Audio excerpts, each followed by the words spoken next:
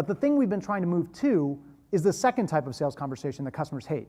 That's the open-ended questioning sales conversation. This is when the salesperson shows up and they ask the customer, what's keeping you up at night? Tell me all about your mission and objectives. Tell me all about your strategy as an organization, how it ties to what you're responsible for. Customers hate that.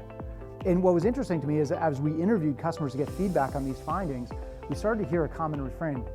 I remember we talked to one CIO of a Fortune 10 company who oversees, a lot in IT spend annually for his organization.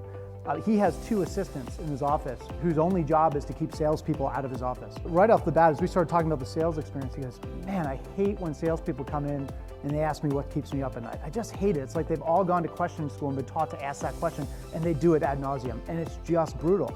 And I said, just so you know, while you're lamenting this sales approach, we work with heads of sales. At the time at CEB, we had about 700 heads of sales around the world that we worked with. They all think that's a great way to sell. In fact, as you're complaining about this, they all have their reps in question asking school, learning how to ask different versions of that same question. Incisive questions, second order questions, big open-ended questions. So what's wrong with that? And the customer said something that will always stay with me, and I think it explains a lot of what we're going to talk about here over the next 30 minutes or so. What he said was, look, I don't have any problem with questions.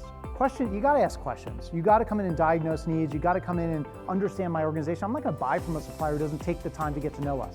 What's important to me, how things work here, what systems we use, and how your solution is going to integrate or be at odds with that, with those existing systems. All that great stuff. It's very, very important. But when you come in and you ask me what's keeping me up at night, what you fail to appreciate as the words are coming out of your mouth is that you as a salesperson, this is a CIO saying this, that salesperson sells to people just like me and companies just like mine every single day. In fact, they'll talk to more CIOs in a week than I'll talk to all year. So don't ask me what's keeping me up at night, tell me what should be keeping me up at night. Start the conversation there, deliver something insightful and of value that I've missed.